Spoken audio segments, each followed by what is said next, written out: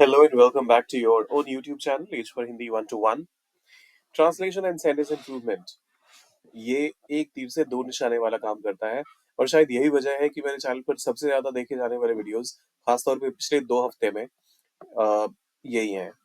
तो करते हैं शुरुआत। ये 8 अलग-अलग तरीके के बिल्कुल ही डिस्टिंक्ट अपने आप में अलग हैं, दो सबका किसी से कोई कनेक्शन नहीं है। उनको करेंगे कवर और इसी वजह से ग्रामर के अलग-अलग कॉन्सेप्ट्स का भी हो जाएगा रिवीजन। लेकिन अगर आप चैनल पर नए हैं तो सबसे पहला काम आपने करना है वीडियो को करना है लाइक, चैनल को सब्सक्राइब, शेयर करना है इसे अपने दोस्तों के साथ और कमेंट बॉक्स में क्या लिखना है वो मैं थोड़ी देर में आपको बताता हूँ। करते हैं शुरुआत। उसने कहा कि वह यह काम खुद करेगा। पहले जो इसका इनकरेक्ट पार्ट होता है, जो अक्सर गलतियां करते हैं लोग, उसके साथ इसको करते हैं ट्रांसलेट। उसने कहा ही सेड दैट। उसने कहा कि ही सेड दैट वह ही यह काम खुद करेगा। ही हिमसेल्फ करेगा। Will do this work. Correct है। आई मीन ऑब्वियसली ये करेक्ट नहीं है, तो अब इसका करेक्ट वाला पार्ट देखते हैं और रीजन भी समझते हैं कि जो इनएक्यूरेसीज मैं बता रहा हूँ वो कैसे हैं। तो ही सेड, उसने कहा, इसमें कोई इनएक्यूरेसी नहीं है। कि अब आपने यहाँ एक वाक्य संयोजक या फिर कंजंक्शन भी जोड़ दिया तो दैट वो भी जरूरी है। कि वह करेगा, सो ही, इसमें भी कोई चैलेंज नहीं है। अब खुद करेगा, तो करने का काम जो है फ्यूचर में होगा, इस वजह से विल का तो इस्तेमाल होना चाहिए, लेकिन शुरुआत में हमने पास्ट का इस्तेमाल कर लिया है जब हमने कहा सेड। तो विल का पास्ट हो जाता है would. He would do this work. अब देखिए हिमसेल्फ, जो कि यहाँ पर एक इंटेंसिव प्रोनाउन के तौर पे काम कर रहा है। इंटेंसिव प्रोनाउन सिर्फ इसलिए क्योंकि जहां पर आप इसको ऐड करके सेंटेंस में कुछ अलग से वैल्यू ऐड नहीं कर रहे हैं, बस सेंटेंस को थोड़ा सा और ज्यादा पावरफुल और इस चीज पर एम्फेसिस डालना चाहते हैं कि कोई और मदद नहीं करेगा। मान लीजिए अगर आप कहते हैं ही हिमसेल्फ, ही हिमसेल्फ, अरे he himself would do this work, या फिर आप चाहें तो मान लीजिए ही हिमसेल्फ के बदले कहिए he would do this work himself. दोनों ही तरीके सही हैं इस इंटेंसिव प्रोनाउन को लगाने के। और दोनों से ही बस अपने आप को आपने ये सवाल पूछना है कि क्या ये मैंडेटरी है। अगर मैंडेटरी है, मान लीजिए अगर मैं यहाँ पर ये चीज नहीं कहता हूँ, इस हिमसेल्फ को एक सेकंड के लिए भूल जाते हैं, he said that he would do this work, तो मतलब तो ये निकल कर आ रहा है कि वो ये काम करेगा। तो वो ये काम खुद करेगा, इस चीज पर बहुत ज्यादा एम्फेसिस डल रहा है, तो इस वजह से हिमसेल्फ का यहाँ पर इस्तेमाल हो रहा है।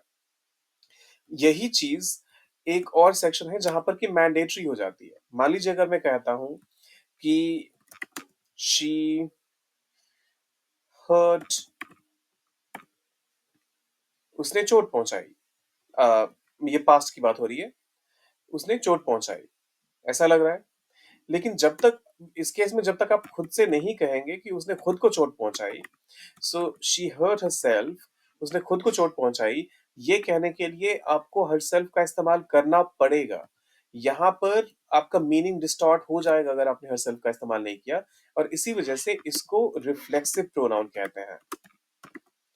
तो ये हो गया जहां पर मैंडेटरी है, और ये हो गया इंटेंसिव कि बस डिग्री ज्यादा इंपॉर्टेंट हो जाती है कि बॉस कोई और हेल्प नहीं कर रहा था या मैंने अकेले ने ये पूरा का पूरा काम निपटाया, तो उस केस में आप इंटेंसिव प्रोनाउन का इस्तेमाल करते हैं। और इसका प्लेसमेंट कहीं भी हो सकता है, वर्ब के पहले भी, जैसे he himself would do this work या फिर he would do this work himself, दोनों ही केसेस में ये सही है। थोड़ा ज्यादा लंबा समय लग गया, आइए दूसरा वाला करते हैं फटाफट से कंप्लीट। मैं अपनी सफलता का श्रेय अपनी माता पिता को देता हूँ।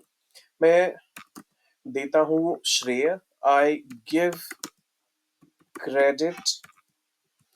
अब देखिए आई गिव क्रेडिट, मैं जो जो श्रेय है अपने माता पिता को देता हूँ। किस चीज का? Of my success. I give credit of my success, और किसे देता हूँ? To my parents. ठीक है, I give credit of my success to my parents. आप सब लोगों को ये करेक्ट लग रहा होगा। और इसमें क्या इनएक्यूरेसी है वो फटाफट से डिस्कस करते हैं। चल, before we start with the next one, I give credit of my success, I give credit for my success to my parents. देखिए, यहां पर I give credit to my parents, इसमें तो कोई कंफ्यूजन है ही नहीं। फॉर माई सक्सेस और of my success, for my success यहाँ पर ज्यादा अप्रोप्रिएट है। जब आप अपने किसी भी इंसान को श्रेय देने की बात करते हैं तो उसके लिए आप हमेशा हमेशा फॉर का इस्तेमाल करते हैं। ऑफ उस केस में गलत है, तो करेक्ट प्रपोजिशन उस केस में होगा फॉर।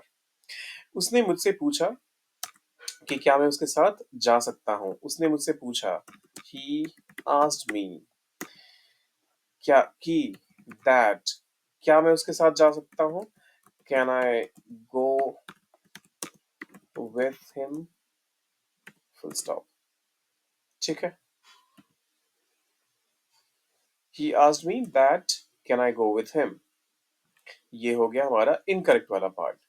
अब इसको करते हैं फटाफट से करेक्ट पैटर्न पे, जो हमारा डायरेक्ट और इनडायरेक्ट स्पीच वाला आप सबको भी पता है। ये तो ना इनडायरेक्ट स्पीच में सही लग रहा है ना डायरेक्ट स्पीच में, तो इनडायरेक्ट स्पीच का सेंटेंस है तो इनडायरेक्ट में ही ट्रांसलेट कर सकते हैं, ही आस्क्ड मी। अब देखिए, अगर जो वाक्य संयोजक है या फिर जो भी कंजंक्शन है, जैसे यहाँ पर क्या का इस्तेमाल, सॉरी की का इस्तेमाल हुआ है, अगर उसके ठीक बाद कोई क्वेश्चन वर्ड आ जाए तो आप शुरुआत कीजिए इफ से।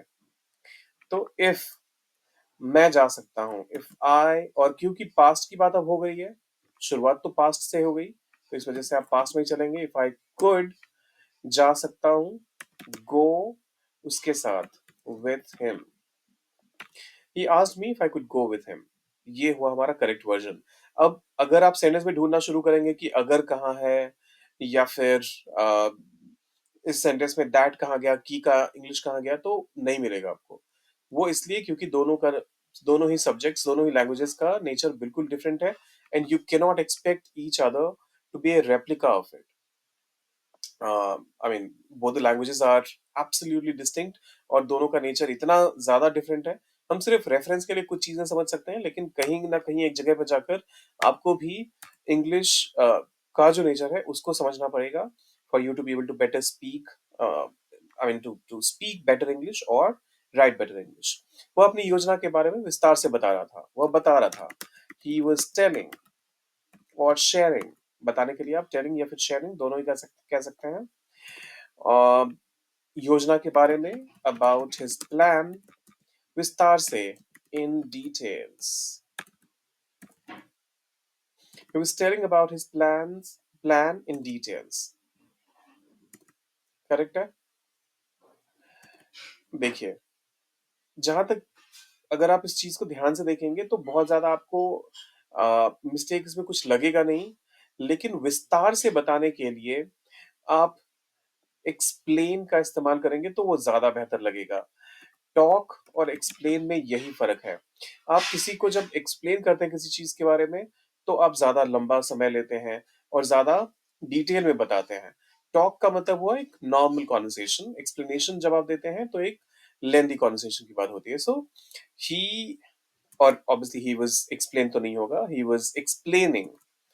तो he was explaining about his plan, obviously वो गलत हो जाएगा, एक्सप्लेन के बाद फिर अबाउट नहीं आएगा। ही was explaining his plan in details. एक और गड़बड़ है अभी भी इसमें, ही was explaining his plan in detail. बस देखिए, डिटेल्स पूरी तरह से गलत नहीं है। Share all the details of your plan, आप जब कहते हैं किसी से तो वहां पर डिटेल्स गलत नहीं है, लेकिन विस्तार से बताने के लिए आप डिटेल का इस्तेमाल करेंगे, डिटेल्स का यहाँ पर इस्तेमाल जरूरी नहीं है। परिवार के प्रत्येक सदस्य को अपनी भूमिका निभानी होती है, तो ईच मेंबर ऑफ, मेंबर पहले करेक्ट करते हैं, each member of the family have to. अब देखिए, अपनी भूमिका निभाने के लिए आप कहेंगे प्ले देयर रोल्स, कुछ इस तरीके से। Each member of the family have to play their roles. Correct है? ऑब्वियसली इनकरेक्ट है। Each member of the family, जब कभी भी सेंटेंस ईच, एवरी से शुरू होता है तो आपको हमेशा ध्यान रखना है कि आपका सब्जेक्ट ये बन जाता है और उसके साथ वर्ब आपका हमेशा सिंगुलर होना चाहिए। तो यहाँ पर आपने कहना चाहिए has to play their roles.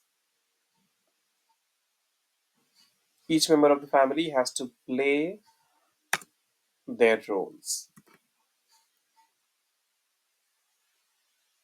Cool. फिर आता है कई महीनों की कोशिश के बाद आखिरकार उनका लक्ष्य पूरा हुआ। कई महीनों की कोशिश के बाद, आफ्टर many months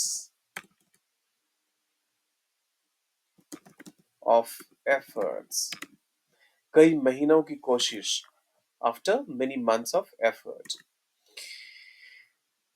मैंने आपको एक अ, जो करेक्शन है वो तो अभी बता दिया, एफर्ट्स नहीं होगा यहाँ पर। इस केस में आपने एफर्ट का इस्तेमाल करना है। After many months of effort या फिर आफ्टर मंथ्स ऑफ एफर्ट, दोनों ही केसेस में ये करेक्ट है। So after months of effort, मैं थोड़ा क्रिस्प रखने की कोशिश करता हूँ, आखिरकार उनका लक्ष्य पूरा हुआ। फाइनली देयर गोल, नहीं गोल नहीं, goal were achieved. After months of effort finally their goal were achieved. Obviously ये इनकरेक्ट है। बहुत ही माइनर सा एक आपको एरर लगेगा, लेकिन ये मैं बता दूं आपको कि ये जो एरर है, ये जो सब्जेक्ट वर्ब अग्रीमेंट वाला एरर है, ये हाई इम्पैक्ट एरर कंसिडर किया जाता है। आपकी रिटन इंग्लिश को ये पूरी तरह से गड़बड़ कर देता है। सो बी वेरी केयरफुल। बाकी एरर्स तो एक सेकंड के लिए, जैसे मान लीजिए पंक्चुएशन के बारे में भी मैं बताता रहता हूँ, तो उनको अगर आप स्किप भी करोगे तो नॉट दैट यू शुड, लेकिन अगर आप स्किप करते भी हो तब भी बहुत ज्यादा फर्क नहीं पड़ेगा। लेकिन सब्जेक्ट वर्ब अग्रीमेंट या फिर टेंसेस एरर्स, टेंसेस से रिलेटेड एरर्स, वो बहुत हाई इम्पैक्ट एरर कंसिडर किया जाता है और उनका बहुत खास ध्यान रखना पड़ेगा आपको। उनमें से प्रत्येक ने अपनी राय व्यक्त की। उनमें से प्रत्येक ने, ईच वन ऑफ देम। अब देखिए, राय व्यक्त करने के लिए आप कहते हैं एक्सप्रेस देयर ओपिनियन और share their thoughts. Express their opinion ज्यादा अप्रोप्रिएट रहेगा यहाँ पर। लेकिन राय व्यक्त की, राय व्यक्त करना, जब कभी भी कोई भी राय व्यक्त करता है तो या फिर अपनी सलाह देता है आपको, तो उसका अफेक्ट जो है वो प्रेजेंट पे भी आता है। तो इस वजह से हम यहाँ पर प्रेजेंट परफेक्ट का इस्तेमाल करते हैं। तो each one of them have shared their, राय के लिए चलिए मान लीजिए opinion, share their opinions. Each one of them have shared their opinions. तो यहाँ पर तो कोई दिक्कत नहीं है। अब इसमें गड़बड़ क्या क्या है, फटाफट से। पहली गलती, ओपिनियन काउंट नहीं किया जा सकता, तो इस वजह से ओपिनियंस कुछ नहीं होता। Each one of them have shared their opinion. अब दूसरी जो गलती है, each one of them, each के बाद आगे कुछ भी आ जाए उसको आपने ध्यान ही नहीं देना। ईच आ गया शुरुआत में तो आपका सेंटेंस का सब्जेक्ट सिंगुलर है और वर्ब भी सिंगुलर होना चाहिए। So each one of them has shared their opinion. ये हुआ हमारा करेक्ट ट्रांसलेशन या फिर करेक्ट वर्जन। दर्शकों की भारी भीड़, a huge crowd of audience, तालियां बजा रही थी, were clapping. A huge crowd of audience were clapping. अब आपकी बारी है। ये गलत है, ये मैं पहले ही बता देता हूँ आपको। क्या गलत है वो आपने ढूंढना है, उसको करना है करेक्ट और उसे डालना है कमेंट बॉक्स में। और जाने से पहले वीडियो को करना है लाइक, चैनल को सब्सक्राइब, शेयर करना है इसे अपने दोस्तों के साथ भी, जो आपको लगता है पा सकते हैं फायदा इस वीडियो से। और इस लास्ट वाले वीडियो का जो स्टेटमेंट है उसका ट्रांसलेशन इनकरेक्ट है, उसका करेक्ट वर्जन डालिए कमेंट बॉक्स में। मिलते हैं जल्दी।